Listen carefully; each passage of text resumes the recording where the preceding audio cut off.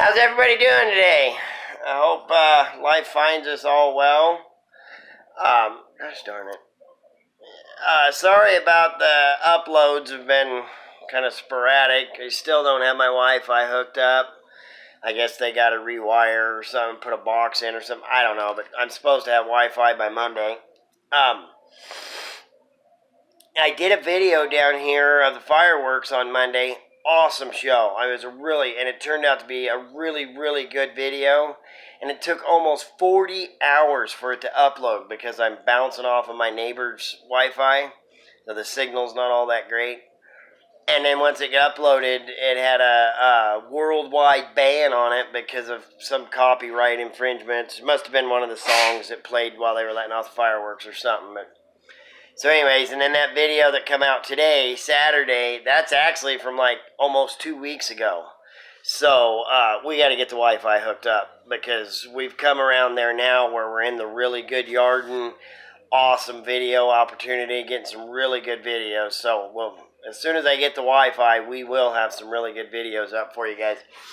But I was going to do another story time, but before that, because I don't have the Wi-Fi, I was going to do a live feed and do the giveaway. But so anyways, Alec Alleman, you won the hatchet, buddy. I sent you a message, I sent you an email, but just in case you don't get it or whatever, email me, sgatealex.com or sgatealex@gmail.com and send me your address again, please, so I can get this and some stickers and stuff out to you. But anyways, thought I'd do a story time, and we may have some action going on out here. The landlord's doing some work around the place, and he's got a great big, huge rock. Oh, darn it. They're going to pick it up with a forklift. Anyways, he said they were going to grab it with a tow truck and pull it out of the back of a pickup. But I guess he found somebody with a forklift. But it could still be fun. Uh-oh. I may have to move Kermit. Well, shoot. Anyways, he's got a great big rock, and they're going to try to pick it out with a forklift. But it's a pretty good-sized forklift, so I don't think we're going to get to see any action. But I put the GoPro up just in case. Now I forgot where I was at. Anyways, Alec Alleman, you won the hatchet, buddy. So ship me an email. And then I got another pretty good story time I thought I'd share with you guys. It involves... because it's the opening weekend of elk season here. And so this story it was a payday Friday, and it was the opening of a deer season back home. But we were moving the yarder too. And this guy I worked for, we had a really nice yarder. It was a 171 Medill, and it was only just a couple of years old, so it had really low hours on it. But, he was a Jippo logger. To the T. Well, to move all of our rigging, he had a Danabo drum lock and all that. He had a 1-ton Ford flatbed pickup that he would move all that rigging in. And so, we get unrigged and we get the pickup all loaded and everything, and it's midday on Friday, and this guy, he's chomping at the bit to get headed to town. He wants to make sure he can make it to the bank because... he was the type of guy that didn't have a bank account, so every payday was a circus. Anyways. So this Ford pickup, it's got a Danabo drum lock carriage in it, which we've talked about, and I'll probably go over again. And our shotgun carriage, our butt rigging, all of our guy line extensions, skyline extensions, our couplers, screwy bells, chokers, all the rigging that you don't leave on the yarder when you move it. It's loaded down. And this old truck was pretty beat up, it was our rigging truck. And it just went from job to job to job, we'd go from one job and move it to the next, and it'd stay there until we went to the next one, so on and so forth. So it never got to see any real TLC in town or anything. Well, it had a wheel cylinder leaking, brake fluid. So every time you go to drive it, you had to make sure you put brake fluid in it.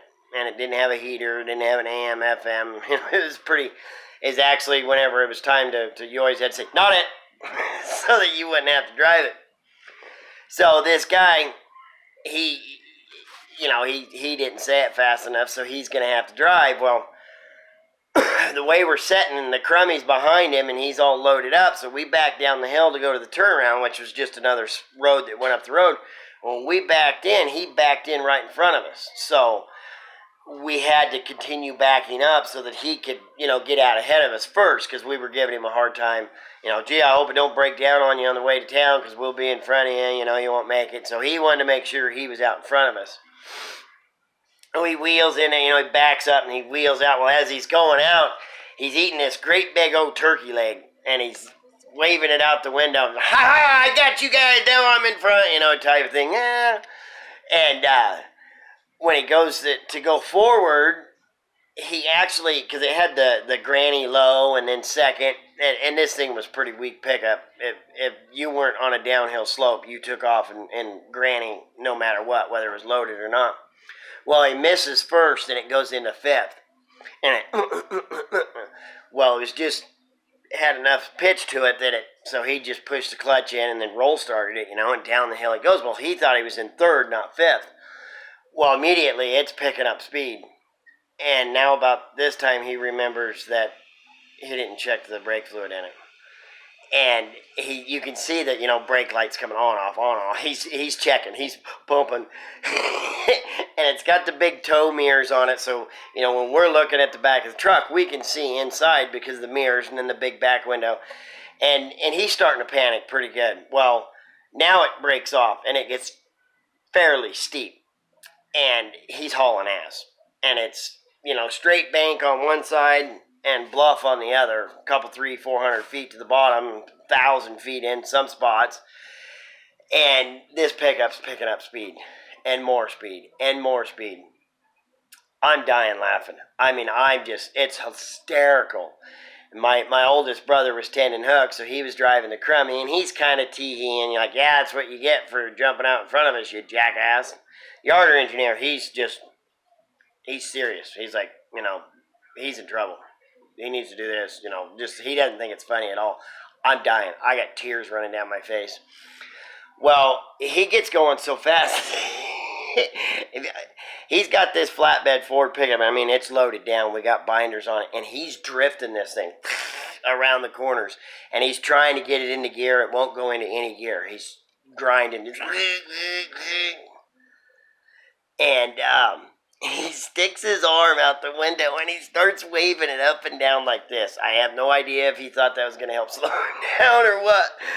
But, and it's not real hard corners, but it's hard enough that, when you're out of control, it's scary. And this pickup's, sliding and whatnot.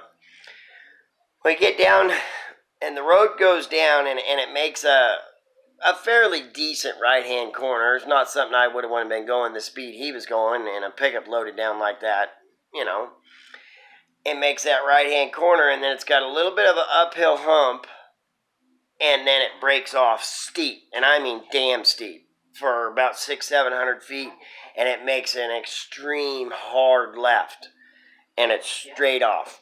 Yeah, it's got to be 600-700 feet to the creek. So he's going down this road, and the yarder engineer, I mean, he's serious. And he's like, he needs to just put it in the ditch and be done with it. I'm just dying laughing. Because you can see him in this pickup, and he's trying everything. He gets to this right-hand corner, and it's, like I say, it's just it's probably not even 25 feet uphill.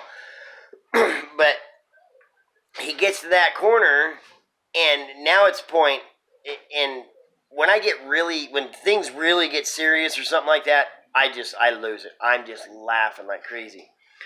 Well, he has to make a decision. He either has to take the ditch and wipe this truck out or open the door and get the hell out. Because if he doesn't, he's going over it when it gets to that left-hand corner. He hits that, and it like he's steering into the ditch. And the yarder engineer, and it was so funny. He was so calm and serious about it. He's like, good choice, boy. Well, at the last second, he steers out of it. Still don't know why he did. And it was just enough of an uphill hump that it slowed him down enough he could get it into third gear. Well, he gets it into third gear, but the key is because all the gyrations he's made, he shut the ignition off. So he dumps the clutch. Well, and then it starts, it's just freewheeling because it's just going through the motor. The ignition's not on. He's freaking out because he doesn't know why the compression's not slowing him down. And he's going down this steep spot, dust's flying, and I mean, this pickup's a fishtail, and it's got a couple of little S corners in it, not bad. And about 75, 100 feet before the real hard, I mean, it's so funny. He realizes that the key's not on. So he throws the key, pushes the clutch in, throws the key on, then dumps the clutch. Well, immediately it just, and he just